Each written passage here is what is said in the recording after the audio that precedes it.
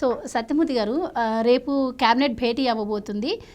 చంద్రబాబు గారు మంత్రుల పనితీరుపై రివ్యూ ఇస్తారు, ప్రోగ్రెస్ ఎలా ఉంది అని చెప్తారు అంటున్నారు. మొన్న మధ్య కూడా మనం చూసాము, బుడమేరు వరద వచ్చినప్పుడు కూడా నిమ్మల రామానాయుడిని ఆయన ప్రశంసించిన తీరు.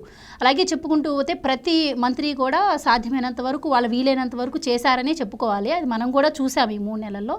సో మరి రేపు ముఖ్యమంత్రి గారు ఇచ్చే రివ్యూ ఎలా ఉండబోతుంది? అండ్ ఇంకో విషయం, ఆయన నా పనితీరుపై కూడా నేను ప్రోగ్రెస్ ఇచ్చుకుంటానని కూడా సీఎంగా ప్రమాణ స్వీకారం చేసినప్పుడు కొన్ని రోజుల తర్వాత ఆయన చెప్పడం మనం విన్నాము. సో ఎలా ఉండబోతుంది అంటారు రేపు క్యాబినెట్ భేటీ? అంటే రేపు ముఖ్యమంత్రి మంత్రులకి ఎట్లా గ్రేడింగ్ ఇస్తాడు, లేకపోతే ముఖ్యమంత్రికి ఎటువంటి గ్రేడ్ వస్తుంది అనేది అది పక్కన పెడితే, ఆంధ్రప్రదేశ్ ప్రజలు మాత్రం ప్రస్తుతం చంద్రబాబు నాయుడు ప్రభుత్వ పనితీరును మాత్రం అన్ని చోట్ల కూడా ప్రశంసిస్తూ ఉన్నారు. మంత్రులు అంతకుముందు చాలామంది మంత్రులు ఉన్నారు. ఫస్ట్ బ్యాచ్, సెకండ్ బ్యాచ్, 2 బ్యాచ్ల్లో మంత్రులను తీసుకున్నాడు. మామూలుగా ఏంటి అంటే, ఒక బ్యాచ్ పోయిన తర్వాత వచ్చే కొత్త బ్యాచ్ అయినా కొంత మెరుగ్గా ఉండాలని ప్రజలు ఆశిస్తారు. జగన్మోహన్ రెడ్డి ఆశిస్తాడో లేదో మనకు తెలియదు, కానీ ప్రజలైతే అట్లా ఆశిస్తారు. ఫస్ట్ బ్యాచ్ బూతుల బుచ్చేయులు, సెకండ్ బ్యాచ్ మరి వాళ్ళు ఏదన్నా మార్చుకొని ఎలక్షన్ టైం కాబట్టి ఏదన్నా ఒళ్ళు దగ్గర పెట్టుకు పనిచేస్తారా అంటే, వీళ్ళు పచ్చి బూతుల బుచ్చేయులు. ఫస్ట్ బ్యాచ్ బూతుల బుచ్చేయులు, కొడాలి నాని, ఆ పేరుని నాని, ఈ నానీలు బ్యాచ్ అంతా ఉంది.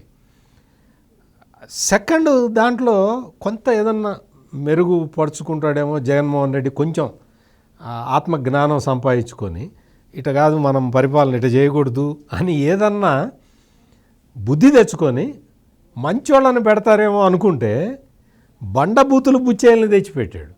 రోజా ఈ బ్యాచ్, 2వ బ్యాచ్ వచ్చింది కదా, మరీ కన్నా కష్టమైన బ్యాచ్ అంబటి రాంబాబు, ఈ టైపు వాళ్ళని తెచ్చిపెట్టుకున్నాడు. అందువల్ల అసలు వాళ్ళకి ఏ శాఖలు ఉన్నాయో వాళ్ళకే తెలీదు.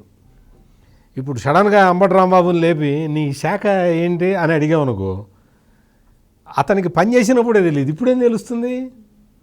రోజా ఉంది, రోజా నువ్వు ఏ శాఖ మంత్రి అంటే, నేను ఆడుదాం ఆంధ్ర శాఖ మంత్రిని అంటుంది. ఆ డిపార్ట్మెంట్ టూరిజం అన్న విషయం ఆమెకు తెలీదు, ముఖ్యమంత్రికి అసలు తెలియదు, ముఖ్యమంత్రికి తెలియదు. అంటే ఈ టైపులో ఆ పౌర సరఫరాల విషయానికి వస్తే శ్రీనివాస్ గారు, అంతకుముందు కొడాలి నాని ఉండేవాడు. కొడాలి నాని తన డిపార్ట్మెంట్ విషయాలు తప్ప ప్రపంచంలో ఉన్న అన్ని విషయాలు మాట్లాడేవాడు. తన డిపార్ట్మెంట్లో ఏం జరుగుతుందో ఆ నానికి తెలీదు. ఆ తర్వాత కారుమూరి నాగేశ్వరరావు వచ్చి అసలు కారుమూరి నాగేశ్వరరావు ఏదో ఒక పెద్ద బ్రహ్మాండమైన తెలియగలవాడేమో అనుకునేవాళ్ళు చాలామంది. అంటే నాకు తెలుసు కారుమూరి నాగేశ్వరరావు ఎక్కడి నుంచి వచ్చాడో, ఎట్లా వచ్చాడో, ఎటు నుంచి వచ్చాడో, ఏ అడ్డ రోడ్డు గుండా వచ్చాడో నాకు తెలుసు. కానీ చాలామందికి మంచోడేమో, ఆకారం గంభీరంగా ఉంటుంది అనుకున్నారు.